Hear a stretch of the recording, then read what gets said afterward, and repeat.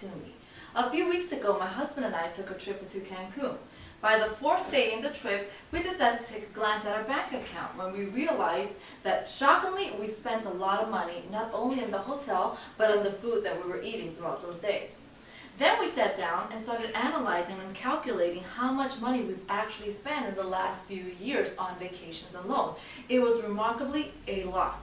The next few days, we were speaking with guests that were staying at the same resort that we were, and they said that they had that same problem that we were having with the expenses of vacation, but they had found a solution to that problem. Now, I have found a solution to that problem as well. Now, let me explain to you why you should get involved with vacation ownership and why millions of people around the world has gotten involved as well. There are basically 5 ways to vacation. We don't talk much about the first 2, which is camping and staying with friends and families. Although most people say that camping is fun, it may not be an option everywhere you want to go. Staying with friends and family is also really nice. But most people say that they do not have family and friends all around the world to stay with. Would you agree? Yes. So let me explain the other 3. The third way to vacation is a vacation home. Whether it's a condo on the beach or a cabin in the mountains, would you agree that a home like this would be expensive? Yes. Yes? Now the good news is that this a vacation home is real estate, which means that you will have a deed and that you will build equity.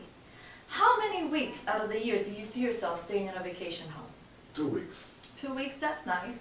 However, you are still responsible for the yearly expenses, such as the utilities, the taxes, insurance, and maintenance. Now you may be wondering, why is maintenance so important? Now maintenance is important to keep up your property value, because if you ever do decide to sell your house, you want it to be kept in the best possible condition, right? Yes. Now most people do not own a home like this, do you? No.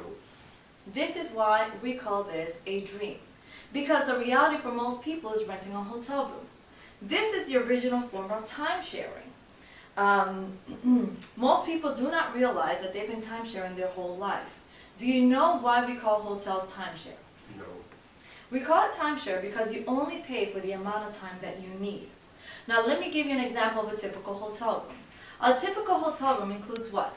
2 beds, a TV, and a bathroom. Now for the same amount of money that you're spending on a hotel room, what if you could stay in a suite? Where would you rather stay? What would you change from that hotel to make it look like a suite? Well, the owners that we have spoken to in the past, they said that they would add a second bedroom, they would add a kitchen, a jacuzzi, basically more space, privacy, and convenience. They also said that security was very important to them, and I'm assuming security is also important to you all as well, right? Yes. Now, these are the things that they said that they missed in hotels. Now, in addition, when they stayed in hotels, now in addition to these problems, the biggest problem was the cost of hotels or the renting. Now, the average family stay around 7 days a week. They take around 7 days of vacation a year. The average that they spend is about $100 per night on their hotel. Now, if they take those $100 and multiply it by 7 days, that's around $700 a week, would you say? Yes. Now, you guys look very young. I see you're vacationing another 30, 40, maybe 50 more vacations. But to keep it conservative, let's use 30 more vacations. If you take those $700 a week and you multiply it by those 30 vacations, that's $21,000 that you're spending on accommodation alone. That's a lot of money. Now, experts say that throughout the years, the prices of hotels is going to increase. Now, what do you think is going to happen to hotel prices? Do you think they're going to stay the same, double, or triple? Triple. Do you think they're going to triple? Yeah. Well, let's keep it conservative. Let's say they're going to double up.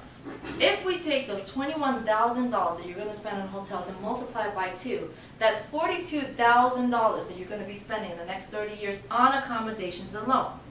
Now, we're not adding the food that we eat because we have to eat food. AAA states that the average family, an average family of 4, spends approximately $100 a day on meals. If we multiply that by 7, that's $700 a week. If we multiply it by the next 30 years, that's $21,000 that you're spending on food alone. No one ever sits down to calculate how much money they're spending on all these. If we take the $42,000 that you're spending on accommodation and add it with the $21,000 on food, that is $63,000 that you're spending in total.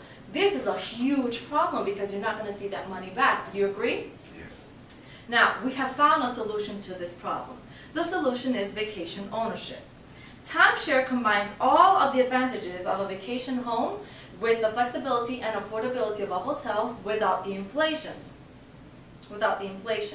We take the same dream vacation and divide into weekly shares, and you only purchase the amount of weeks that you own. Like a vacation home, each of these weeks represents a piece of real estate, which means again that you are getting a deed and that you are going to be building equity.